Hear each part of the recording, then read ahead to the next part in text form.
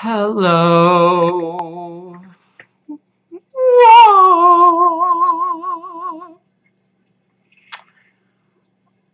Anyways,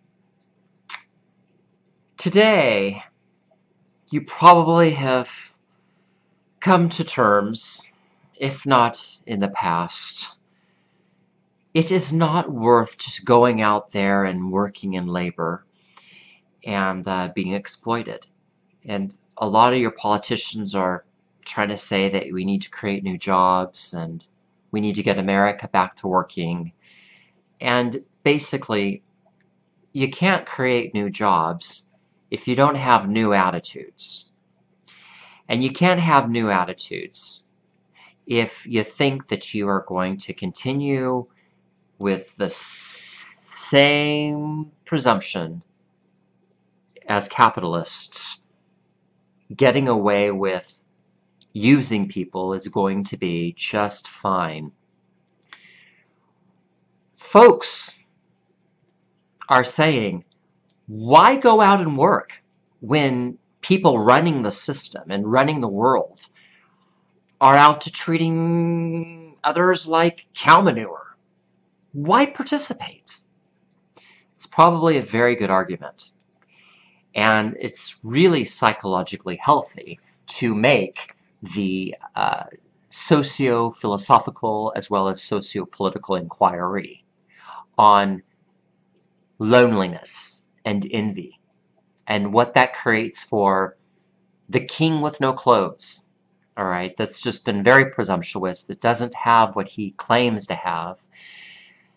And being really on your own island is such a lonely reality. Loneliness and envy, all the way even down to the most meager, folks that have been really, really rejected. Today, we're going to discuss 5 reasons why folks are lonely and have envy. And that is often triggered because of ill treatment in the workplace that comes from the power elite down to the sheeple, the people that are required to follow what has been told through suggestion, irrelevant of morals, the mind slaves, the hurting. The number one thing that I have understood to be really concise to these social complexes is that, number one, people want to trip you up and steal opportunities when you're not looking, thinking that you're letting them walk all over you, so that in the process these people are going to profit from having spit you out into the streets.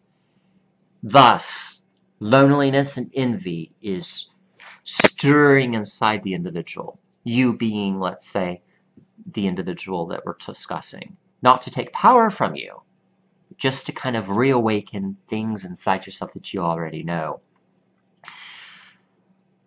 Number 2, the people that have all the power, they want to hold on to the money as well as the opportunities over your head. And they do so by maintaining certain lies. They tell you they're interested, they got your best interest, and that they will open a door for you for employment, only to find out that they're out to just cheat you and leave you with no job. Number 3 of what continues to furnish loneliness and envy in the individual, maybe yourself, is that they are prone to taking power away from you, and you are thinking psychologically, as far as social psychology goes, they will like you more as a codependent if you let them take power over you. Thus, you are in this predicament of giving away power when you don't even know because you're so trained, right? And through this, you just grow very poor-hearted, about living your dreams. And so the loneliness is virtually impossible to get away from. And it's very likely that one becomes so envious. Number 4, there is just this depletion of your self-worth because of the injustice that's been done to other people. Even if you don't think it's happening to you, you are a social observer. And so you see that the harm that is happening to you is really, in retrospect, happening to your community. And if there's one bad apple, the full batch is quite spoiled. So what seems to be is more oppression. And after this depletion helps work against your self-worth, let's say in a situation that you are the victim, the abuser says things like, "I'll do anything for you." And then they ask, "Are you okay?" So you have a false friendship or a false colleague or whatever you have. And 5th, that promotes a lot of loneliness and envy, is that the system is rigged to give handouts and freebies. It's just the system of marketing as well.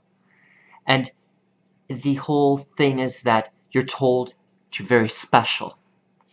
And then in actuality, when you need help and you go to the sources that has been giving freely, you are despised for being poor.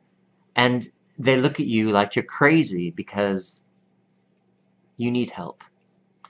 These 5 things create maddening loneliness. Now, Psalm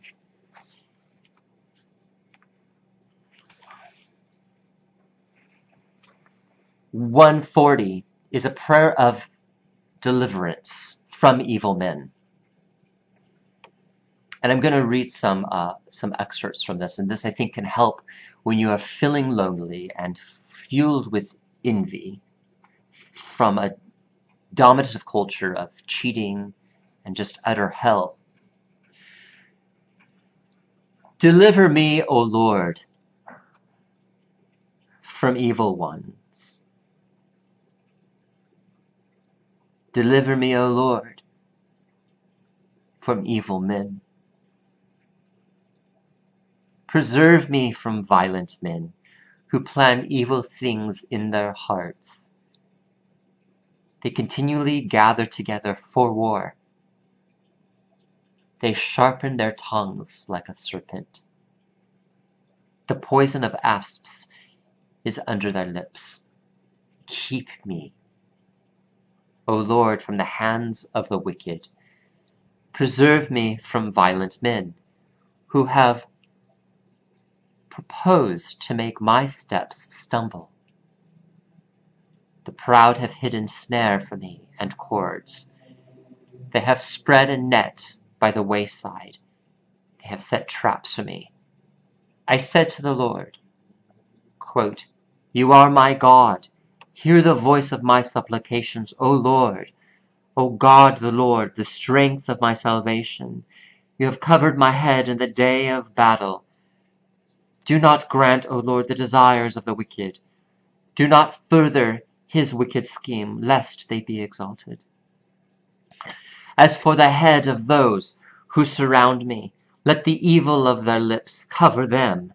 Let burning coals fall upon them. Let them be cast into the fire, into deep pits, that they rise not up again. Let not slanderer be established in the earth. Let evil hunt the violent man to overthrow him." Unquote. I know that the Lord will maintain the cause of the afflicted and justice for poor. Surely the righteous shall give thanks to the name, O God, your name. The upright shall dwell in your presence. You see, when bad is happening to you, in karmic philosophy, one always drinks their own poison. And that can be set up by the own wrath of the universe. You don't have to be worried about the justice that you have to serve, but you have to just be kind-hearted and pray for the lost that have made you lonely. Because you and your righteousness are held safe. Not that you now can go and rule the world, but you can simply be rescued from the burdens of envy.